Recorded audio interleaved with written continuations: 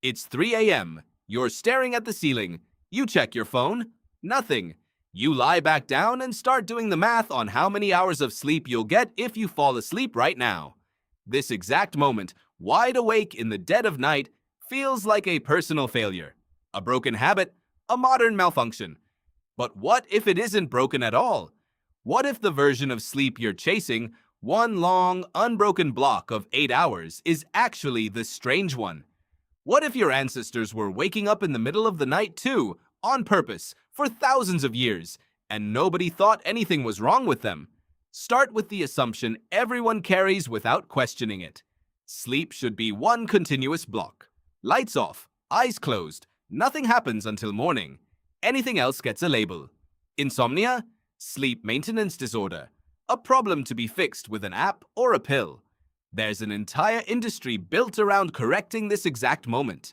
Weighted blankets, white noise machines, melatonin gummies stacked on drugstore shelves in every flavor imaginable, sleep trackers that buzz gently on your wrist, quietly logging every minute you failed to stay unconscious. All of it built on the same unspoken premise that waking up in the night is a malfunction, and the goal of every night should be a single, unbroken block of stillness from the moment your head hits the pillow to the moment the alarm goes off. But that premise has a shelf life of only a couple hundred years, and for almost the entire span of human history before that, it wasn't true at all.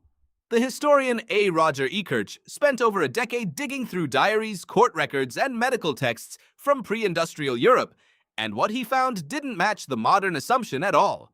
Hundreds of documents referred casually to something called first sleep and second sleep. Not as a disorder, as a normal part of the night. People would sleep for a few hours after dusk, then wake. Not in a panic, not checking a clock that didn't exist. They would simply be awake, in the dark, for an hour or two. Some prayed, some talked quietly with a partner, some got up and tended the fire, some had sex. Then, eventually, they drifted into a second sleep that carried them until morning. This wasn't rare.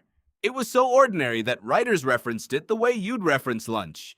Ekirch found references to it in French, English, and Italian sources, spanning hundreds of years and dozens of towns that had never communicated with each other. A doctor's manual from the 1500s casually recommended the time between first and second sleep as the best window for studying because the mind was calm and undistracted. A French peasant's account described neighbors visiting each other in that same gap, sharing news in the dark before returning to bed. None of it reads like a society battling insomnia. It reads like a society with a second, quieter shift built into the middle of the night, one that simply vanished from memory once nobody needed it anymore. Why would the human body do this? The psychiatrist Thomas Wehr ran an experiment in the 1990s that may explain it. He placed a group of participants in a controlled environment with 14 hours of darkness each night, roughly matching the long nights of a pre-industrial winter. No artificial light, no clocks, just darkness for 2 weeks straight. Within about a month, their sleep pattern reorganized itself. They didn't sleep for 14 hours straight, and they didn't fight the darkness by staying alert the whole time either. They settled into 2 distinct sleep periods, separated by an hour or 2 of quiet wakefulness in between. The exact pattern Ekirch had found in the old documents. Take away the artificial light, and the body seems to remember something it had forgotten. Think about what that actually means.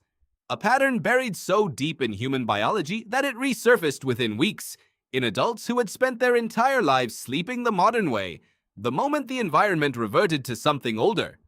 Nobody taught Wehr's participants to split their sleep. Nobody handed them a schedule. Their bodies simply found it, the way water finds the lowest point in a room. That should make you pause. How many other normal habits are actually just reactions to modern light and modern schedules, quietly mistaken for the way humans have always lived? Here's the part that reframes everything. That gap in the middle of the night wasn't wasted time. Wehr's participants described it as calm, almost meditative. Their brains during that waking window showed elevated levels of prolactin, a hormone associated with relaxation and calm alertness, similar to the state some meditators describe reaching. Not anxious wakefulness, restful wakefulness. Your ancestors weren't fighting insomnia in the dark. They were resting inside it. So what changed? Light changed. Cheap, abundant, artificial light. Gas lamps first, then electric bulbs, spreading across cities through the 1800s and 1900s, compressing the night. Darkness used to stretch for 14 hours in winter. Now, a switch gives you daylight at any hour you choose. The natural signal that used to tell the body when to rest simply vanished, replaced by whatever glow you decide to surround yourself with. Without long stretches of true darkness, there was no room left for two sleeps, only one. Compressed, urgent, expected to happen all at once or not at all. But here's where the story gets more complicated and more interesting. Not every researcher agrees that segmented sleep was universal. The neuroscientist Jerome Siegel studied sleep patterns in 3 modern hunter-gatherer societies, the Hadza of Tanzania, the San of Namibia, and the Tsimane of Bolivia, groups living without electricity, much like humans did for most of history. His findings complicated the tidy story. These groups mostly slept in a single consolidated block, not 2 segments. So which is it? Did ancient humans split their sleep or not? Siegel's teams tracked these groups using wrist monitors for weeks at a time, recording real movement and real rest instead of relying on memory or self-report. Across all 3 societies, total sleep time averaged under 6.5 hours a night, shorter than most modern sleep guidelines recommend. Almost none of them napped regularly during the day. And crucially, almost none of them reported struggling with insomnia, even though their sleep looked on paper shorter and more irregular than what a modern doctor might consider healthy. That detail matters. It suggests the anxiety around sleep might be a distinctly modern invention, layered on top of a biological system that was never designed to demand a fixed number of hours in the first place. Maybe the real answer isn't a contradiction. Maybe it's flexibility. Sleep, it turns out, may have never been one rigid pattern locked into human biology.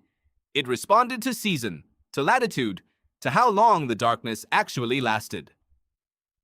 Long winter nights near Eckertsch's Europe left room for 2 segments. Shorter, more consistent nights near the equator, where Siegel's groups lived, didn't need that gap.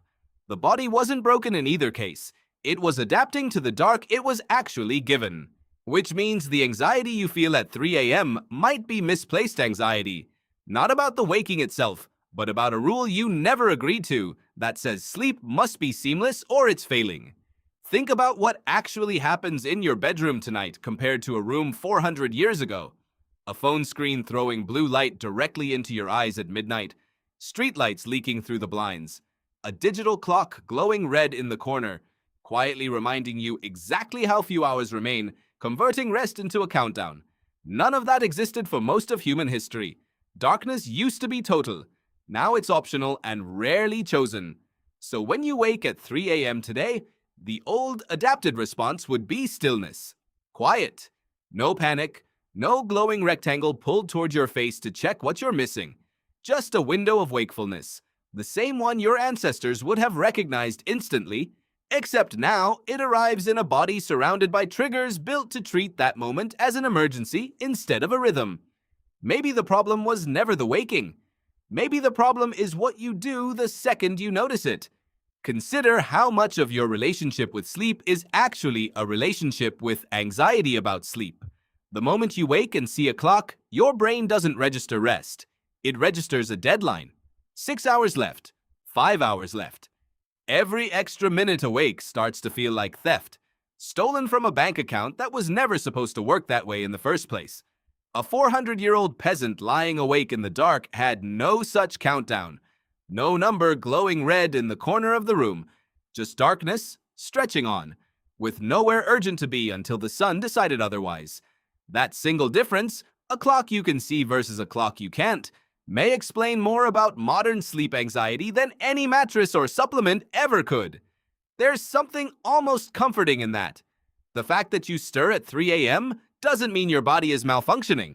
It might mean your body is doing exactly what human bodies have quietly done for most of history, just without the darkness, the stillness, and the permission that used to come with it. Tonight, when you wake in the middle of the night, try not reaching for your phone. Try not calculating the hours you have left. Just lie there, in the dark, the way humans did for thousands of years before anyone decided that wasn't allowed. Let your mind wander instead of chasing it back towards sleep. Notice the quiet instead of resenting it. Somewhere underneath the anxiety, underneath the glowing clock and the countdown and the dread of a wasted night, there might be an older rhythm waiting to be recognized again. Patient, unhurried, exactly the way it's been waiting inside you the whole time. It's 3 a.m. You're lying there in the dark. And for the first time, instead of a failure, it might just be a rhythm older than you ever realized. If this changed the way you think about your own sleep, hit subscribe. There's a lot more hiding in your everyday habits than you think. And if you've ever caught yourself wide awake at 3 a.m. and wondered why, drop it in the comments. I read all of them.